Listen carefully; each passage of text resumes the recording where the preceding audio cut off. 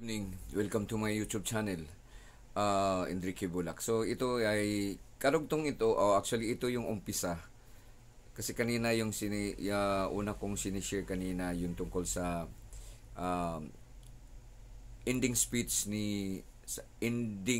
ng introductory speech ni Dan Fernandez. Yung inuna ko yung pagka-witty niya, yung clever niya, no.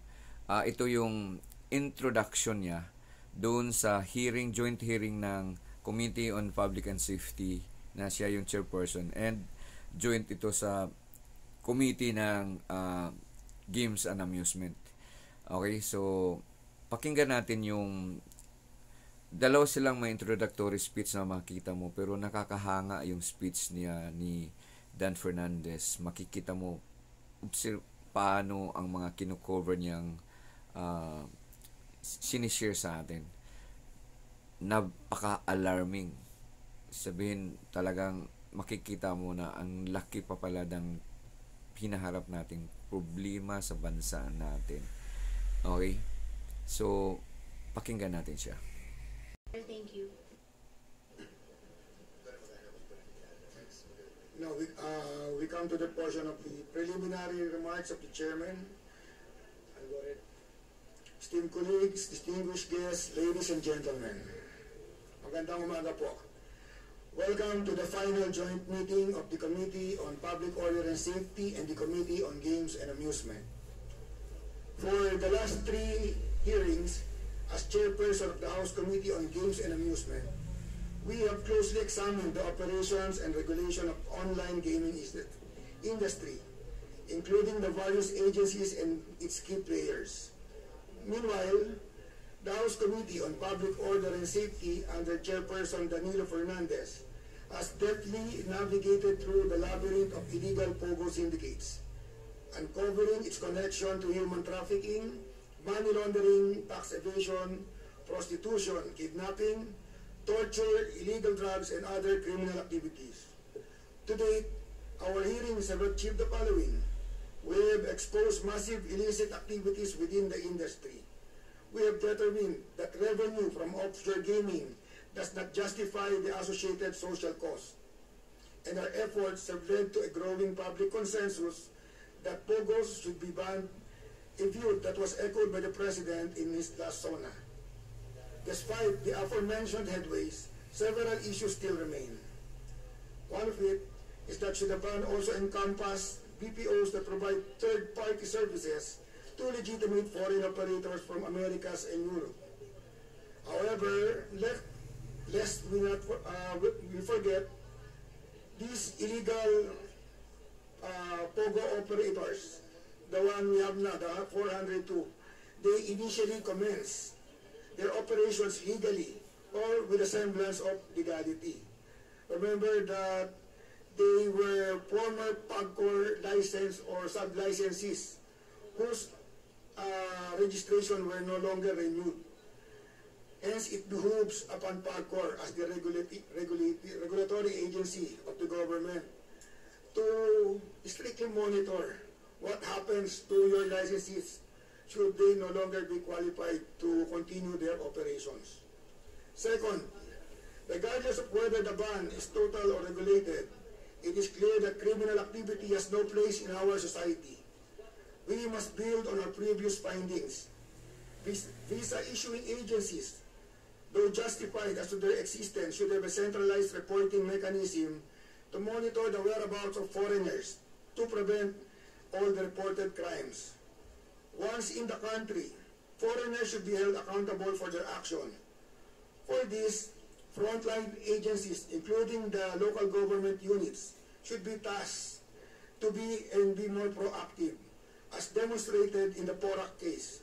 The issue here is not lack of legislation, but more of proper implementation. Additionally, the private sector, particularly the internet service providers, they cannot escape accountability.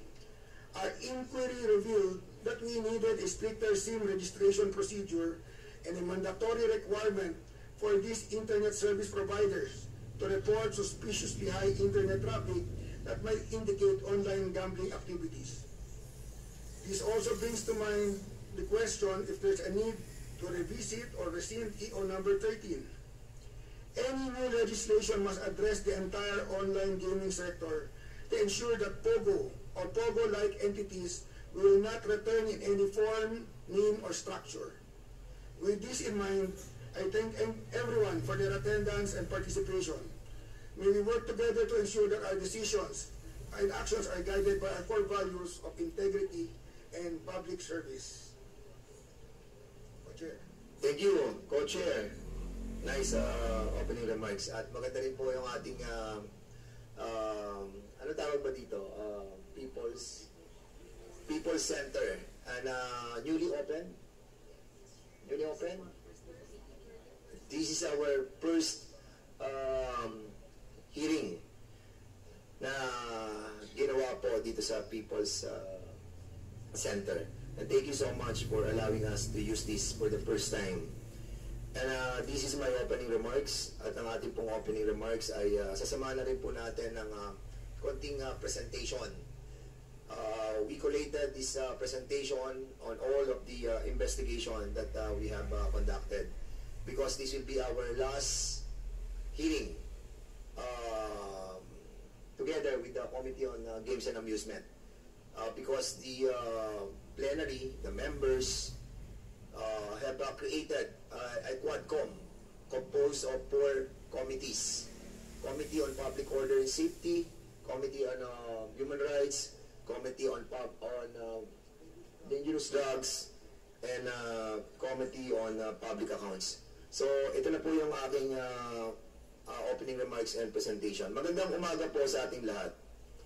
Noong nakaraang Lunes po, sa pangunguna po ng ating Speaker, Martin Romualdez, kasama po ang ilan sa ating mga members ng committee na ito, kasama rin po si Co-Chair Oni Ferrer. Kami po ay nagpunta sa Pambantarlac, sa Porac at sa Mexico, Pampanga, kung saan nasabat ng ating mga operatiba ang mga droga na iniimbestigahan sa Committee on Dangerous Drugs sa pangunguna ni Chairman Ace Barbers.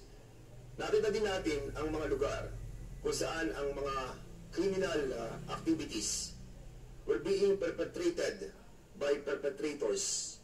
Kasama na dyan ang lugar kung saan ang mga Pogo workers na di makakota sa kanilang ginagawang scam ay pinahihirapan, tinotorture, minomolestya, tinatakot pati pamilya kapalit ng pera, at ang iba namay pinapatay at nawawala na lang na parang bula. Ito po ang mga criminal elements that lead to a lot of human rights violations and must be investigated more deeply dahil may connection siya sa extrajudicial killing sa war on drugs that is now being investigated by Chairman Benny Abande under the Committee on Human Rights. Binisita din po namin ang mga pasilidad na nasa pangangalaga na po ng PNP at ng PAOK-TF. But sad to say that a much comprehensive approach on this must be put in place. Tama si Speaker Martin Romualdez, kailangan ng inventaryo na mga gamit at pangangalaga ng tamang ahensya upang di masira ang mga kagamitan at pasilidad sa mga natural lugar. Kailangan din natin ang mas malalim na investigasyon sa sabwatan ng mga inihalal nating mga opisyal ng bayan, mapa-mayor, mapa-congressman, mapa-senador, at kahit pangulo ng ating bansa. We can see a pattern of bribery in the highest form to betray the Filipino people, attempting to kill the sovereignty of this nation at ibenta ang ating kalayaan. And I will explore this issue in a while. These public agencies and public servants abusing their authority must be held accountable under the Committee on Public Accounts headed by Chairman Caraps Paduano. Tama lang po ang approach ng Kongreso sa pangunguna ni Speaker Martin Romualdez. Malalim na investigasyon sa organized crime under my committee, illegal drugs under the Committee of Dangerous Drugs, mga violation sa karapatang pantao, Pilipino man o Banyaga, sa Committee on Human Rights at Public Accountability ng mga tao sa gobyerno na inabuso ang kapangyarihan na pinagkaloob sa kanila ng mamamayan na nasa ilalim ng Committee on Public Accounts. Last Monday, it was moved by Senior Deputy Speaker Tom Gonzales that these 4 committees should start a joint meeting to expedite the interconnection of different issues and thereafter recommending prosecution for those perpetrators. Sa lahat ng 4 na issue ito, iisa lamang ang common denominator. Chinese. Patutunayan natin, unang issue. PIDEA files drug labs versus importers of shabu in magnetic lifters. Noong August 29, 2018, 335 kilos of shabu worth billion of pesos ang mga nahuling mga taga-China, Chan Yihua, Shang Quan. Noong April 16, 2024, sa pagpapatuloy ng operasyon ng PIDEA, nahulihan ang 1.8 tons of shabu worth $230 million. Sa Zambales, 500 kilograms of shabu nahuli 4 na Chinese nationals, si Gao Maoshu, si Hong Hanxie, si Eddie Tan, at si Su Yuha, na lahat taga Fujian, China. Yung 14K Hong Kong Triad at si Sun Yi-o, pinakamalaking powerful drug trafficking organization in the global illegal drug market. Sila ang pinakamalaking supplier na shabu sa Pilipinas at sinabi nila na ang Pilipinas ang pinaka-the best sa market at transshipment at point ng shabu dito sa ating pong rehiyon. Sa Cavite, 2 Chinese men ang napatay at 2 bilyong shabu ang nakuha ng PIDEA. Ito ang mga droga na apprehended were all brought here by Chinese. Ang nahuli ay mga Chinese. Ang gumawa ay Chinese. Ang tanong dito is bakit nila pinupuno ng droga ang bansang Pilipinas? The chair would like to show and share to you briefly the opium wars of China with Great Britain. The first opium war was in 1841. Ang emperor nila during that time ay si Dang Guang. Dahil during that time, ang Western, particularly ang Great Britain, di sila makapag-trade sa China dahil ayaw ng emperor. Kaya ang ginawa ng British, they flooded China with drugs, leading to widespread addiction na nagdulot ng pagkakagulo, pagpapatayan, social unrest, and ang economic impact sa Chinese government. At ito ang naghudyat ng unang digmaan ng 2 bansa. At dahil dito, this forced China na ibigay ang Hong Kong for 100 years sa Britanya. Ang ikalawang digmaan naman po ng opium war ng China with Britain ay noong 1856. Yung pagkakahuli ng isang ship ng Britain called Arrow by the Chinese authorities, ito ang ginamit ng British to start another opium war. Nagsama-sama na dito ang Great Britain, France, and other Western forces that lead to the defeat of China. At dahil dito, na-capture ang Beijing in 1860. Natapos ang digmaan na ito with the signing of the Treaty of Tianjin in 1858 and the Treaty of Beijing in 1860. Ang mga treaty na ito ay expanding yung control ng Western sa China ports, sa markets, at gawing legal ang opium o drug trade. Ganon din po ba ang ginagawa ng China sa atin with our own version of war on drugs? Di po ba ang daming mga droga na galing sa China? Kailan po ba ito nagsimula? Di po ba halos lahat ng nagpapasok ng droga sa ating bayan ay Chinese according sa ating mga reports ng PIDEA? Sino ang nagpapasok sa kanila? Yan po ay katanungang iiwan ko sa inyo panandalian, pero maliwanag pa sa sikat ng araw na ang issue ng droga ang evolve ang ating common denominator, mga Chinese. Pangalawa, sa issue ng paglabag sa karapatang pantao, sa hearing po ng Committee on Human Rights, marami po ang established na namatay sa war on drugs. Ang PNP report, lumalabas, 7,640.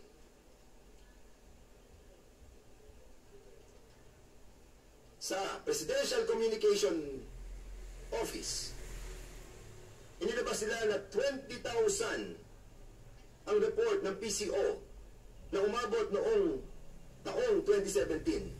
These deaths includes human rights abuses that was a product of war on drugs that was carried out by the illegal drugs brought by the Chinese national in cahoots with bribe Filipinos appointed and elected official of the government. Sila ang makabagong makapili. At dito naman sa ating investigasyon sa Pogo, nakita natin na ang perpetrators ng mga organized crime, tortures, killings, kidnappings, and so on, and so on, and so on. Again, Chinese.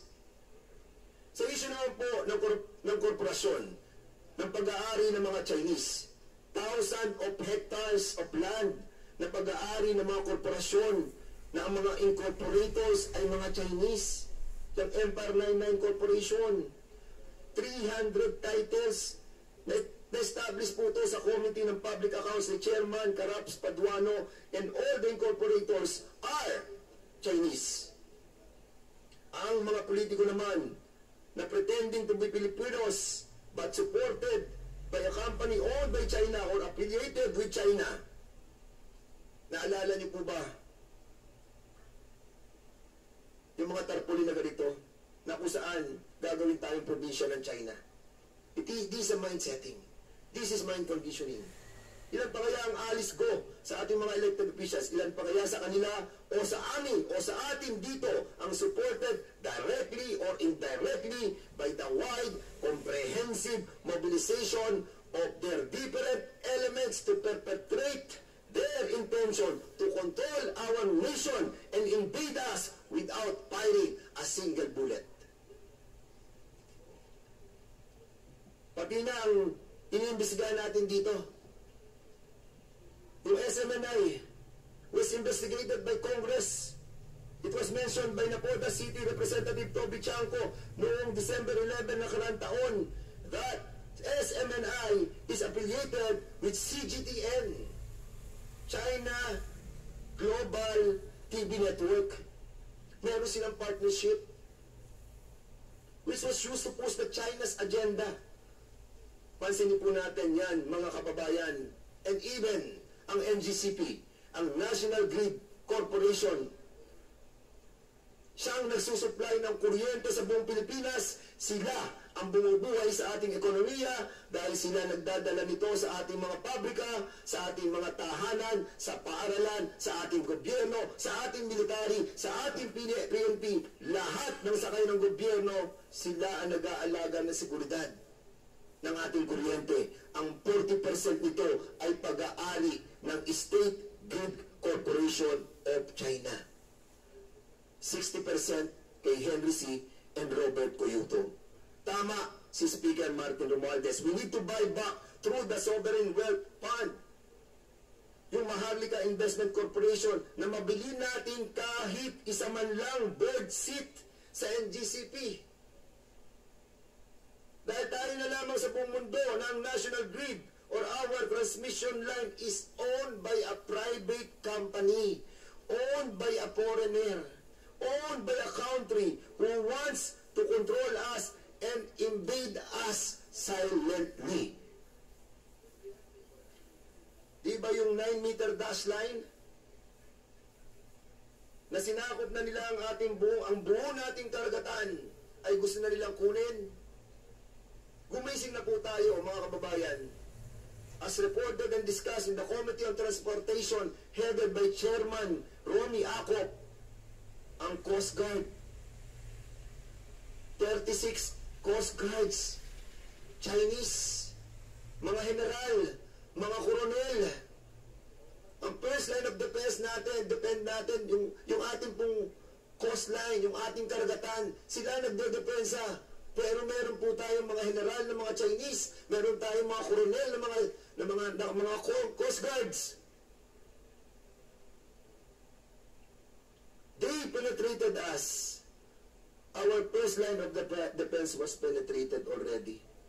And even General Gaban told us and asked for an executive session during that time. Dahil sinasabi, nababayaran ang posisyon sa Coast Guard.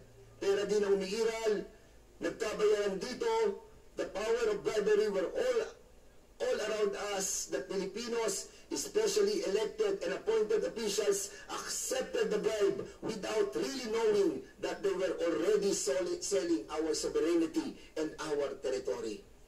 Even our Philippine Statistics Authority, the requirement for the late registration was relaxed. Thereby, the easy access for birth certificate for Chinese was done without haste. The service provider of PSA is Unisys with link with the Chinese corporation Lenovo. Madaling makakuha ng Philippine passport dahil madali na ang pagkuha ng birth certificate. Thousands of Chinese were issued Filipino passport. Even our students' visa, issued by different agencies, and special resident visa, and the retirement visa, and also yung AEP ng DOLE. 180,000 were issued to POGO's employees, were all used to mobilize their Chinese people to penetrate us, to penetrate our wealth, our rights, and our nation. Yung mga uniforme na nakita sa Porac na may People's Liberation Army seal is an indication that Chinese military people are running the show in these facilities.